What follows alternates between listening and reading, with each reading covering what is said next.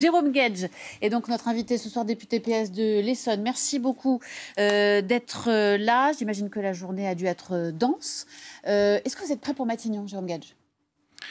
En tous les cas, les socialistes estiment, et je pense comme beaucoup de Français, que dans le marasme, pour ne pas dire la mascarade qu'on vit, il faut remettre un petit peu de raison dans la période.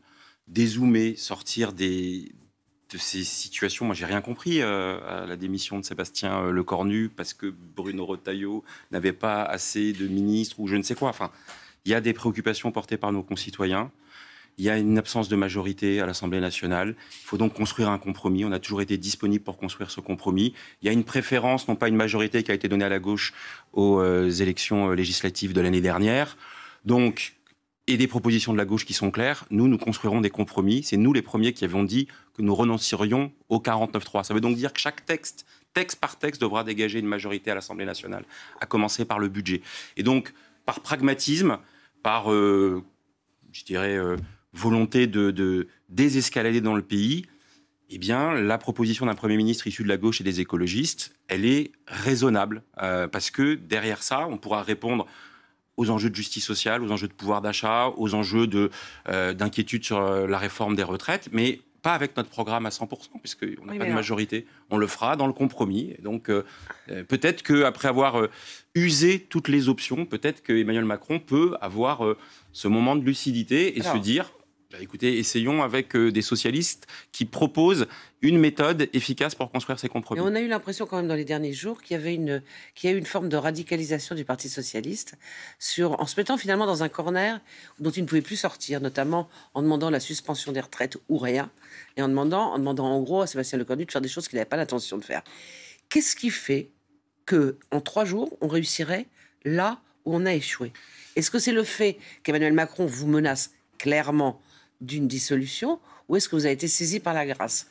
Non, c'est tout simplement, il y a qu'un interlocuteur en face qui, après l'échec de son coup de bonneteau, auquel encore, je le redis, je n'ai rien compris, se rend compte qu'il faut, si on veut faire un compromis, il faut avoir une vraie négociation. Il n'y a pas eu de négociation. Vous savez, on a été reçus 2 fois par Sébastien Lecornu. Il y a eu une taxe sur les patrimoines, il y a eu le 49.3, vous l'avez dit, l'assurance chômage.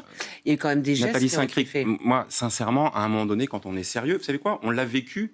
On a eu cette expérience avec François Bayrou. Moi, j'ai passé des heures. Vous avez été échaudé avec François Bayrou. Oui, mais dans le temps, on a été échaudé sur la mise en œuvre, c'est vrai. Voilà, là, il y a eu une sorte de trahison, j'ai pas d'autres mots. Mais sur le temps de cette négociation et de ce compromis qui a abouti à la non-censure, on a pris nos responsabilités, mais on a fait un travail stylo à la main, où on partait du texte du budget et où on disait, écoutez, nous, on voudrait 1 milliard de plus pour l'hôpital, on voudrait qu'il n'y ait pas de déremboursement des médicaments, on voudrait qu'il y ait le conclave sur les retraites, en tous les cas, qu'on remette le sujet des retraites sur le métier. Là, rien de tel s'est passé. Enfin, qu'on remette le sujet des retraites sur le métier, moi, je comprends plus ce que ça veut dire. Est-ce que ça veut dire suspension ou est-ce qu'on a oublié le mot? D'ailleurs, j'ai cru peu l'entendre, notamment chez M. Jouvet tout à l'heure. Est-ce que ça veut dire qu'il faut juste faire un débat? Ça vous irait, ça? Là, en l'état actuel, quand Sébastien Lecornu a fait un bouger sur la méthode, que moi j'ai salué, comme d'autres, qui était de dire il n'y aura pas de 49.3 pour faire passer ce budget. On a dit très bien, ça veut donc dire que sur le budget, on pourra débattre de tout. Mais tout ça est affreusement compliqué dans la technique parlementaire. Pour débattre de tout, il faut que ce soit inscrit à l'ordre du jour.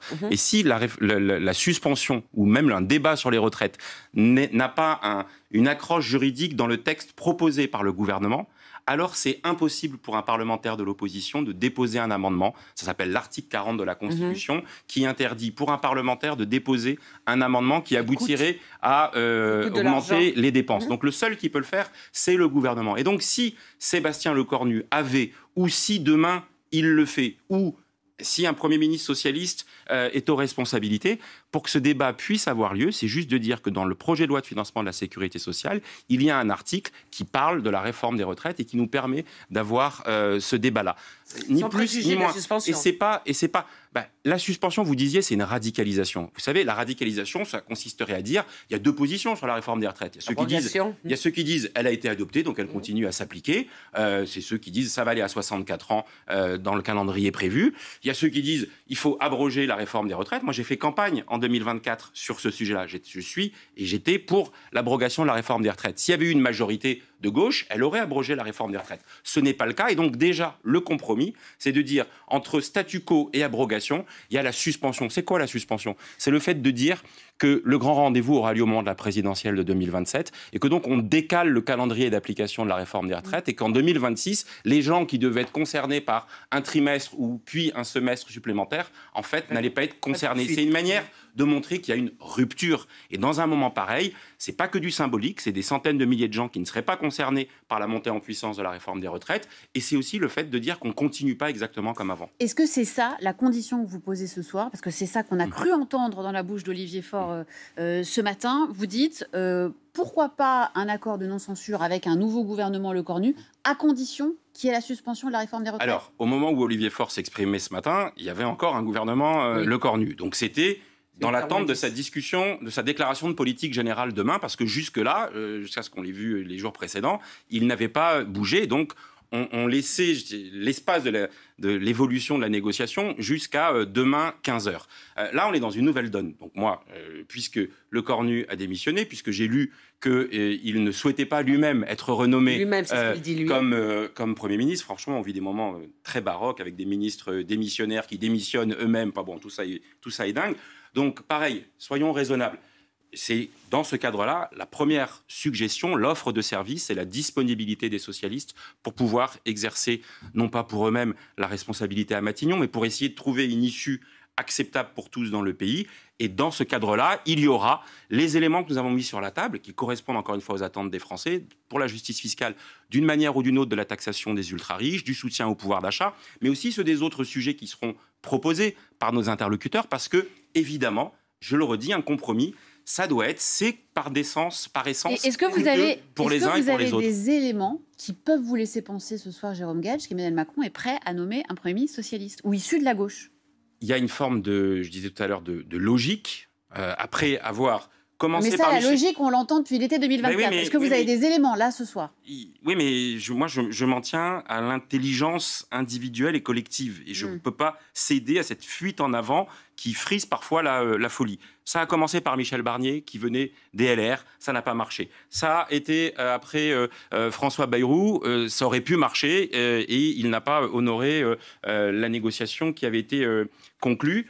Puis il revient avec Sébastien Lecornu, qui n'arrive pas, d'une certaine manière, à s'émanciper des LR et peut-être aussi d'Emmanuel Macron. Donc vous n'avez pas d'éléments. À votre question, ça bruisse les échanges ou les discussions qu'on peut avoir avec les uns et les autres, mais c'est aujourd'hui, sinon la condition qui déverrouille, en tous les cas, c'est un élément qui sera crucial. Et franchement, dans le pays, entre l'instabilité avec les conséquences économiques et sociales et le besoin, encore je le redis, de désescalade dans le pays, voilà, j'espère que le président de la République ou Sébastien Lecornu, mais en tous les cas le président de la République, auront la sagesse de se dire qu'il y a un autre chemin praticable. Sur les profils de personnes, je sais qu'on ne parle pas de qui, mais on parle du quoi.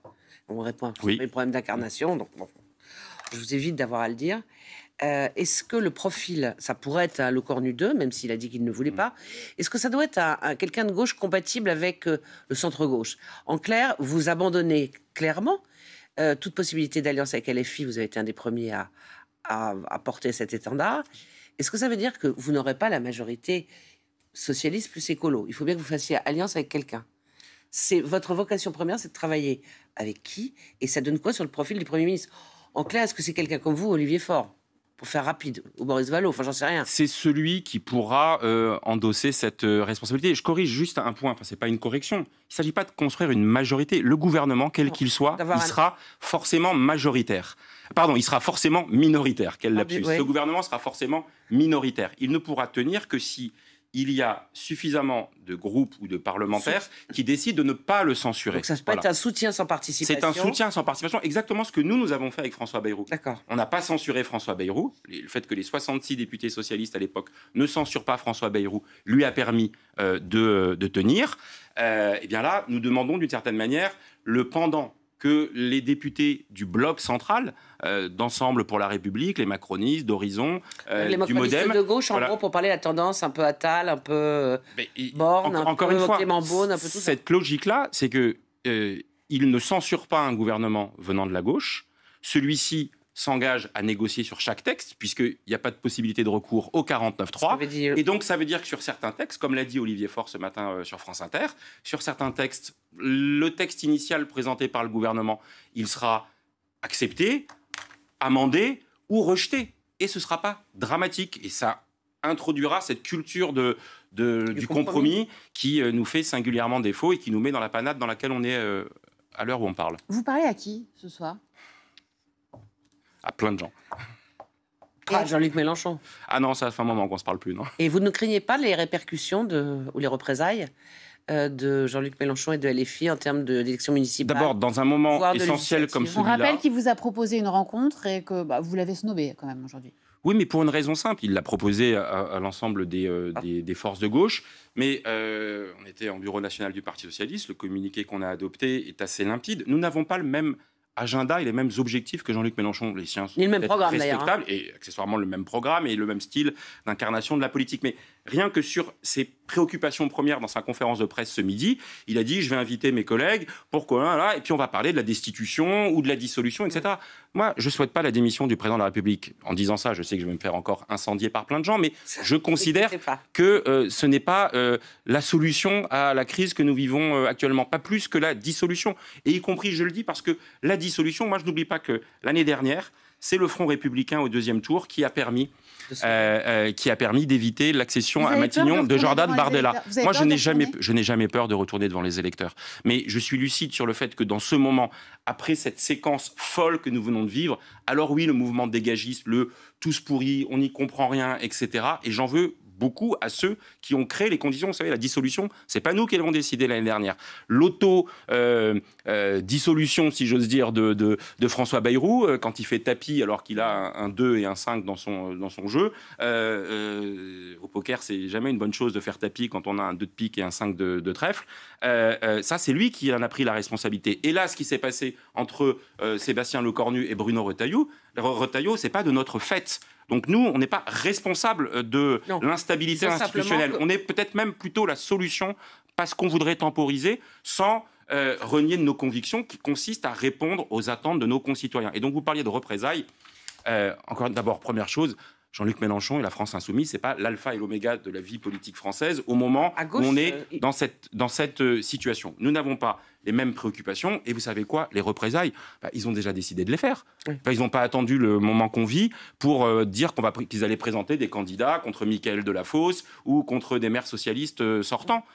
Donc ils sont déjà dans la chasse aux socialistes. Et ça fait un moment qu'on a acté le fait que Pierre Jouvet, que vous citiez tout à l'heure, il l'a reprécisé ces derniers jours, il n'y aura pas d'accord programmatique et d'accord électoral avec la France insoumise. Il y a toujours le mot national qu'on rajoute dans ces oui, mais c'est déjà un bon début que de le dire ainsi. Parce que je suis convaincu, vous savez, il y a des moments où il faut être clair sur les valeurs et sur les principes. Dans un moment comme celui-ci, voilà, moi, mes convictions, elles n'ont pas changé. Je suis très à gauche et très républicain. Mais je suis lucide sur le moment que nous vivons. Il n'y a pas de majorité à l'Assemblée nationale. Donc, est-ce qu'on continue le tir au pigeon des premiers ministres et à la fin, c'est le Rassemblement national qui gagne les élections dans notre pays. C'était un renaissance de gauche, de gauche, estampillé de gauche. Enfin, vous l'avez dit. Vous l'avez dit. Après, est-ce que vous pourriez participer, vous, les autres, ou le soutenir, ou est-ce que c'est un socialiste? Déjà, il y a un principe. Nous avons dit il n'y aura pas de grande confusion. Il ne s'agit pas de faire une coalition avec... Parce que ça entretient. Voilà. On l'a dit depuis le début. On l'avait fait, je le redis, avec François Bayrou.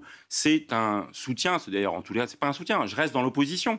Mais simplement, je permets à ce gouvernement de mettre en œuvre les éléments que nous avons pu négocier avec lui. Et ce qu'avait proposé Sébastien Lecornu allait dans le bon sens, à savoir de ne pas recourir au 49.3. Mais il fallait que ça puisse être crédibilisé pour qu'on puisse traiter de l'ensemble des sujets. En plus, dans le panier. Vous savez, il l'a dit dans son intervention, très digne de ce matin, Sébastien Lecornu, il dit il en manquait peu. Voilà. Et je pense que le peu auquel il faisait référence, c'est la capacité des uns et des autres à se sublimer, à se transcender, à penser par moments contre soi-même, ce qui n'est pas facile quand on est dans le campisme habituel de la vie politique, mais il y a un moment où l'intérêt du pays n'est pas la somme des intérêts particuliers de chacun des partis politiques qui le composent. Et c'est trop tard, vous pouvez encore trouver un accord avec Sébastien Lecornu? On peut peut-être trouver un accord avec le président de la République, mais encore une fois, je le redis, Sébastien Lecornu, si j'ai bien compris, même si encore une fois j'ai des difficultés, il est mandaté pour essayer de trouver un point d'atterrissage, mais lui-même dit qu'il ne souhaite pas être renommé. Donc, parce que vous dites... c'est un petit peu vertigineux. C'est pour ça que je pense, faisons simple. l'accord qui pourrait être trouvé avec Sébastien Lecornu débouchant sur son maintien aux responsabilités, en réalité, c'est le même que celui qui permettrait à un socialiste d'être nommé à Matignon. Et je pense que c'est une évolution qui enverra un signal, qui est un signal pour le pays, qui consiste à dire le message a été entendu. Le message du fait qu'on ne peut pas continuer avec ceux... C'est ça qui a déclenché la nomination de Bruno Le Maire. C'était une sorte de provocation, de dire on refait venir au gouvernement ceux-là même qui ont incarné, un peu comme Sébastien Lecornu, le macronisme originel, puisqu'ils étaient tous les deux aux responsabilités dès 2017. On vous a jamais senti aussi proche, parce que vous avez salué la dignité de Sébastien Lecornu. Vous avez sans doute vu le tweet aussi d'Olivier Faure ce matin. Je me demandais s'il restait un gaulliste dans ce pays.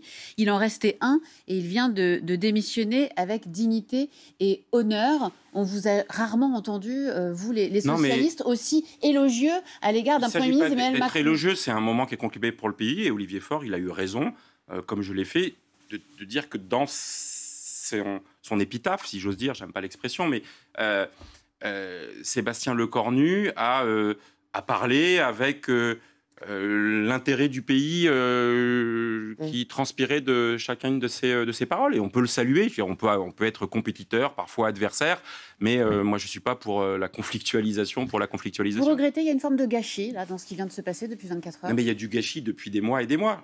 François Bayrou, ça a été un gâchis parce qu'à un moment donné, on avait pris notre risque et on nous l'a beaucoup reproché. On s'est fait vilipender par notamment la France insoumise avec les insultes habituelles de sociotraite. C'est vieux comme le monde. Ce débat à gauche.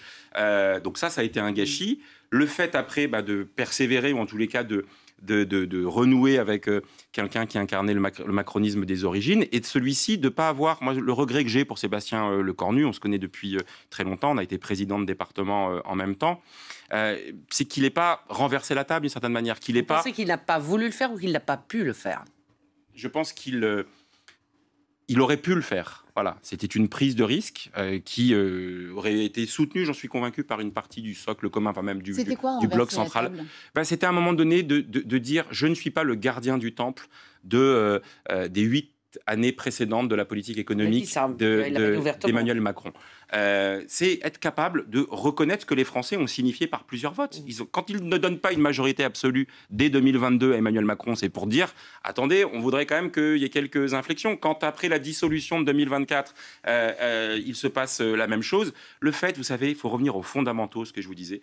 Il y a un suffrage qui s'est exprimé, il faut entendre la signification de ce qu'il voulait dire. Encore une fois, je ne dis pas que la gauche a gagné les élections en juillet 2024. Il y a une préférence qui lui a été donnée au regard des thématiques qui préoccupent nos concitoyens. Parlons logement, parlons vulnérabilité, parlons accès aux soins, parlons services publics de l'hôpital, de l'école, parlons justice fiscale pour les financer. C'est de ça dont nous parlent nos concitoyens. Et donc, il ne peut pas y avoir cette déconnexion de gens qui disent non, on va toucher à rien et on va continuer dans ce qui amène le pays dans le mur. Vous diriez que le sujet sur lequel ça peut bouger ou sur lequel ça serait un déclencheur dans le bon sens, c'est surtout les retraites.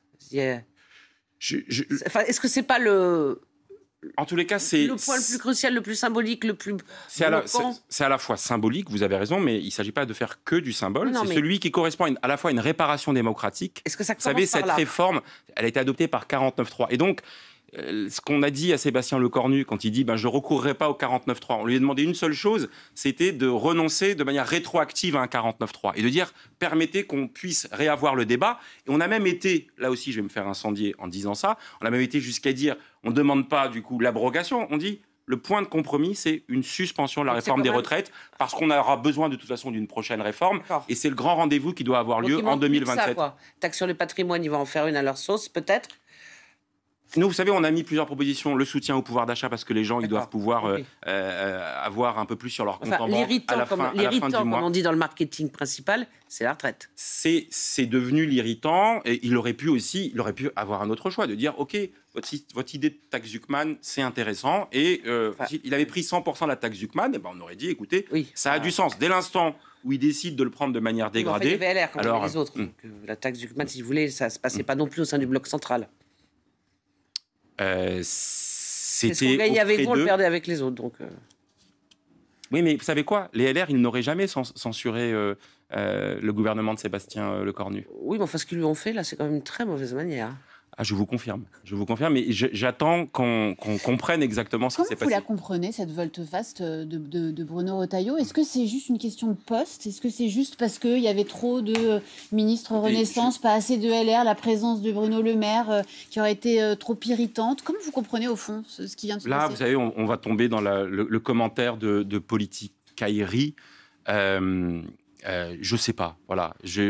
L'explication la plus plausible, c'est que Bruno Retailleau avait envisagé à un moment ou à un autre de quitter le gouvernement. Peut-être qu'il avait l'idée de le faire plus tard, en mettant en scène un désaccord, en disant « je veux présenter un texte sur l'immigration ou sur un autre sujet, le Premier ministre ne le souhaite pas, donc je pars draper de mon authenticité et de ma détermination ». Bon, là, il a peut-être voulu mettre en scène sa sortie dans ces conditions. La question, c'est de ne pas apparaître trop proche ou trop attaché à Emmanuel Macron pour ne pas sombrer avec le macronisme. Vous, ça vous fait pas peur d'être lié comme ça aux macronistes si jamais vous trouvez un accord de non-censure avec eux? Mais attendez, encore une fois, nous ne sommes pas au gouvernement, nous ne sommes pas solidaires de l'ensemble des décisions. Encore une fois, on avait pris cette responsabilité en janvier dernier avec François Bayrou.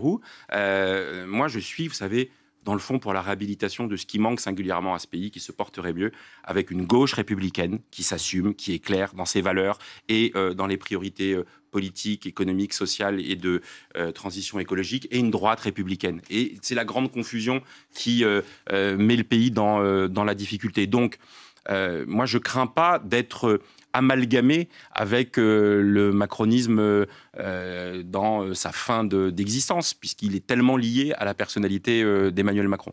Et pour remédier à cette confusion, finalement, retourner devant les électeurs, est-ce que ça ne peut pas être une solution si aucun compromis n'est trouvé dans les prochains jours?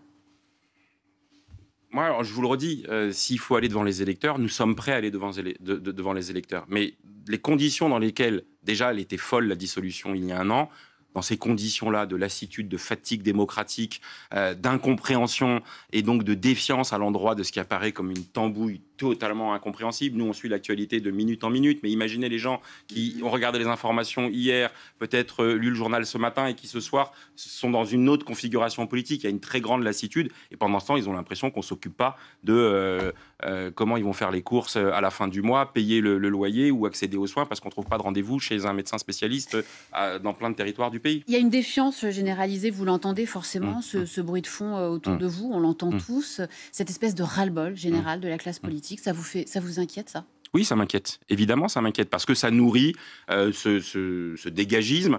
Moi, je ne confonds pas. L'alternance démocratique, elle est consubstantielle à la vitalité démocratique précisément d'un pays. Mais cette espèce de discours qui, derrière, embraye avec des mesures simplistes, radicales, parfois populistes, parfois même complotistes, voilà, mettons de la nuance, de la complexité, de l'intelligence dans le débat politique qui en manque parce qu'on cède justement à ces passions tristes trop facilement. Si vous deviez, Jérôme Gaj, pour terminer, vous adresser ce soir au chef de l'État, que lui diriez-vous? Essayez-nous, Monsieur le Président. Essayez-nous. Mais bon. Ah, mais bon, vous y croyez pas en fait. Vous pouvez le dire, hein?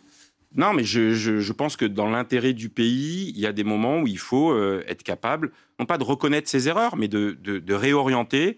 Et le président de la République, il ne peut pas entretenir le marasme qu'on évoquait. C'est très risqué. J'espère qu'Emmanuel Macron, il n'a pas envie de se dire qu'il est le président de la République qui, à rebours de ce qu'il avait dit en 2017 et en 2022, n'aura pas été le rempart, la digue contre le Rassemblement national, mais au contraire aura pu être le marchepied, le tapis rouge pour celui-ci. Essayez-nous, ça pourrait être essayez-moi? Je pense que n'importe quel socialiste qui a l'intérêt du pays chevillé au corps est capable de faire ça, et on est plusieurs à être prêts à exercer cette responsabilité. Donc vous êtes prêt à exercer cette responsabilité? C'est le président qui décide. Merci beaucoup, Jérôme Gaj, d'avoir été notre invité ce soir et d'avoir répondu à toutes les questions, député PS de l'Essonne. Merci d'avoir été notre invité ce soir sur France Info.